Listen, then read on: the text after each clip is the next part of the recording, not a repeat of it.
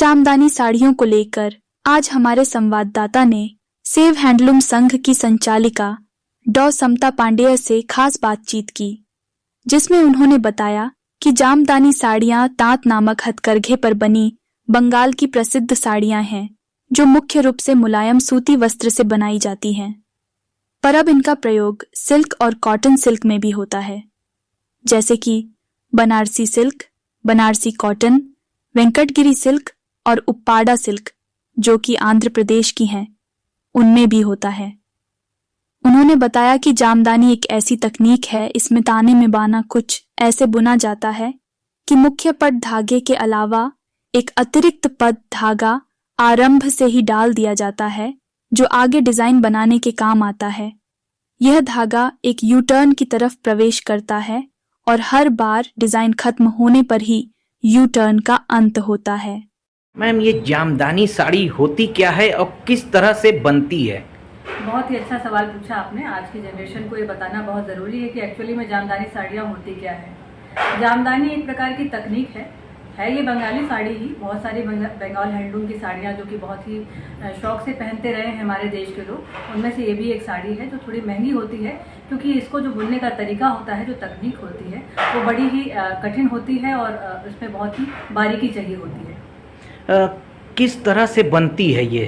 देखिए, जामदानी के लिए हमें कपड़ा कॉटन ही चाहिए होता है, जैसे तांत की साड़ियों में चाहिए होता है। बंगाल में हथकरघे को तांत बोलते हैं। एक तांत हथकरघा होता है जिस पर तांत वाली साड़ियाँ नॉर्मल कॉटन की भी बनती हैं और जामदानी वाली साड़ियाँ भी बनती हैं। जामदानी साड़ियाँ वो हैं जिनमें कि बहुत सारी डिज़ाइन होती है और ये डिज़ाइन बनाने के लिए कुछ अलग तरीके से बुनकरों को अपनी एक बारीकी दिखानी पड़ती है। जैसे कि जब कोई भी बुनाई हम करते हैं तो कुछ सीधे खड़े धागे होते हैं, कुछ पट धागे होते हैं, जिनको हम ताना और बाना कहते हैं। तो बेसिक ताने और बाने के अलावा एक अलग से धागा जो है यू शेप में जो है अंदर डाला जाता है। वो अंदर ही बहुत बारीकी से बुनाई करके डिज़ाइन बनाता जाता है और इसी को जामदानी कहते हैं। और इसीलिए जामदानी की ये पहचान है कि इसमें जो डिज़ाइन वाला धागा है वो एक बार ही अंदर प्रवेश करेगा और ख़त्म करने के बाद ही उसका अंत होगा, बीच में कहीं काटा नहीं जाएगा। मैम, आजकल लोकल साड़ियाँ भी आ रही हैं, तो जामदानी साड़ी की पहचान कैसे लोग कर सकते हैं? बस यही मैं बता रही हूँ कि जैसे ये इसमें जो है डिज़ाइन के लिए हम अलग से एक धागा प्रवेश कराते हैं बाने के रूप में, मतलब पट धागे के रूप में।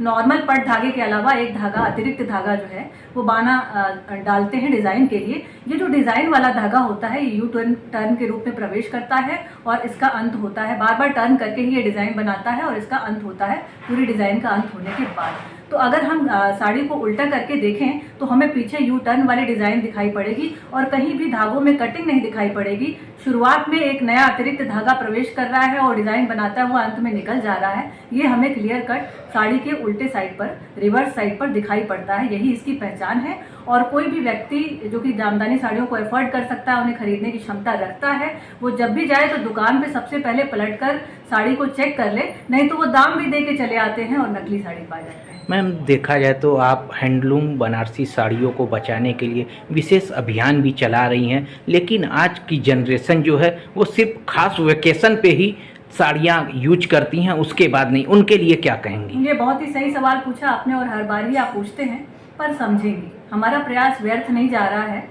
जल्दी ही समझ में आएगा, क्योंकि प्रधानमंत्री जी इतने ज़्यादा ही इस अभियान को चला रहे हैं कि कैसे हम अपने हिंदी होने के जो हमारा जो धर्म है, हमारे जो कर्तव्य हैं, उसमें हर चीज़ आती है, चाहे वो हिंदी भाषा हो, चाहे फिर हमारा परिधान हो। जितनी भी चीज़ें हिंदी हैं सबको वापस लाया जा रहा है। तो निश्चित रूप से हमारा राष्ट्रीय परिधान भी लौटेगा। आज हिंदी दिवस है तो हिंदी को आज हम लोग प्राथमिकता दे रहे हैं हर कार्य में। इसी तरह से हम राष्ट्रीय परिधान को भी निश्चित रूप से वापस लेके आएंगे।